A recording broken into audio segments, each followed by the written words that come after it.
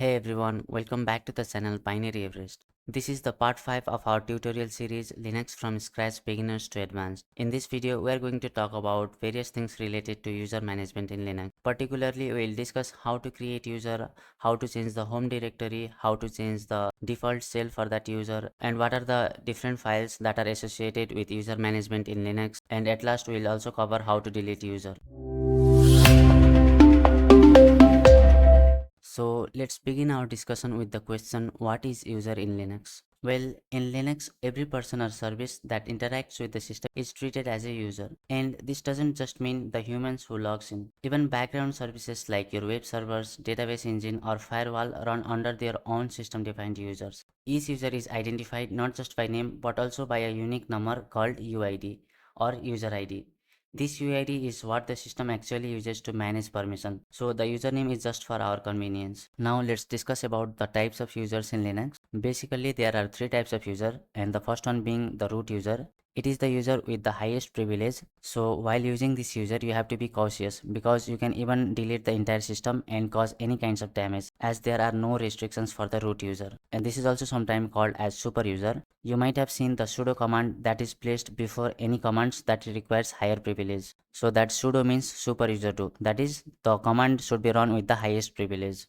And the next type of user that we have is the regular user, and they are the human users who can log into the system, and their privilege is intermediate and in fact configurable. Their privilege can be promoted to root user by using command like sudo or by adding them to the group which is having higher privilege. And next type of user we have is system users. These users are created by systems to run services in the background, and this includes users like MySQL for running MySQL server, or www data for running web server, or SSHD for running the SSH server. And as I mentioned, these are just for running the services in the background, and these users cannot log into the system. The root user will have the UID of 0, and for regular users it will start from 1000 and onwards, and for system user it will be usually less than 1000. Now for the practical work we will follow this node. So let's go to the terminal and start typing the commands. The very first command for user management in Linux is whoami. So this command simply returns the user who is logged into the current shell session. So it's the user Aparijit in my case, and which is also being displayed here. Next command we have is the command ID, and this command shows the various information related to user ID and different groups that the user belongs to. Here you can see the UID of the user Aparijit is 1000, and these are the different groups in which the user Aparijit belongs to. Here you can see there is a group called Aparijit, and this is the private group or the primary group for the user Aparijit. Usually for every users there will be a group with the same name as the username, and that group will be called the primary group for that user. And all of these are the secondary groups in which the user belongs to. And if you want to get the same information for a different user, you just have to type the username. This is the another user which is available in my system. So if I press this, I'll get the information regarding this user. So UID is 1005, and here also you can see group ID. Here it is different because I had later renamed this user with a different username. So earlier it was user 4 only, and this is the private group for this user, and these are other secondary groups. Now let's talk about few important files that are closely related to user management in Linux. The first one is etc passwd, and this file is used to store various information related to the users like UID, the home directory for the user, or the default shell for that user.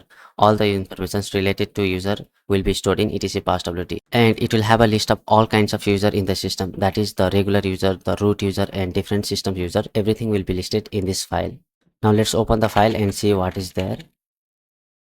Here you can see this is the information related to root user, and the syntax looks pretty scary, but I'll simplify it for you. And this is the user with which I'm currently logged in, and this is the user which I had demonstrated with the ID command. There are lots of users. For example, this MySQL is used for running MySQL server, and this www data user is used to run the web server. This user is associated with the mail service. Now let me simplify the syntax for one of these.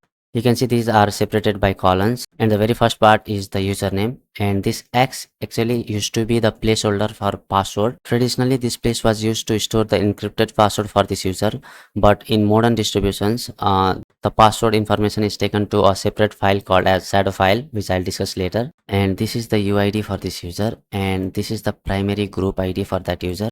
And this place is for the information like first name, last name, other secondary information related to that user. Since I did not provide any information related to that, so it is coming like this. And next is the place for home directory for the user, and this is the home directory for this user for REN. And last is the default shell associated with that user, and which is bash in this case. Now let's see about this etc group file. Now let me open this file. And here you can see, similar to passwd file, this also has similar syntax. This is the name of the group, and this used to be the placeholder for password, and this is the group ID. Now let's talk about shadow file. This is the file which stores encrypted password for users in group. Now let me show in the terminal. One thing to note here is that in order to open this file, we need to have super user privilege. That's why I'm prefixing this command with sudo. And this is the content of the file. Here you can see this is the password hash for the user with which I'm currently logged in. This is the password hash for the user for REN. Now let's talk about this etc login.defs file. This file will store the default user account configurations. Things like default home directory, default mail directory, maximum age of password, the range of UID and GID, all these configurations will be stored in this file. Now let me open the file. And this is the content. These are all comments, so let's scroll down. And here you can see option for mail directory, and here you can see different options related to password, and here you can see the range of UID, and here you can see the range of GID. So basically default configurations related to users and groups will be stored here. Now let's see how we can create user in Linux. For creating users, we have two different commands. First one is adduser and the other one is useradd. While both can be used for the same purpose, the useradd command is slightly low level, meaning that it comes attached to the passwd package in the system, and operating this command is slightly difficult as we have to provide a lot of options for creating user. However, this adduser command is more interactive than useradd command. In fact, the adduser command is like a front end to useradd command, so it makes it easier for creating users. Anyways, we will see both the commands. First, let's see useradd command. So the syntax is useradd and the name of the user that you want to create. And for creating users, you need to have super user privilege. So we have to prefix with sudo. And after you have provided the password, now the user has been created. And as you saw here, it didn't ask for any further informations like the password of the user or any specific details of the user. And it will also not create the home directory for the user. So when we use this command, we have to configure all of this of our own. And to confirm whether the user has been created or not, we have to check the passwd file. Here you can see the user one has been created with the UID 1006, and this home user one has been allocated for the home directory, but it is not created. So we have to create it manually and change the ownership. And also the default shell has been configured to assets. So in order to configure password for this user, we have to type command sudo passwd user1, and let's give some password. Now the password has been successfully configured. Now if you want to create the user along with the home directory, you have to use the -m option. So the command is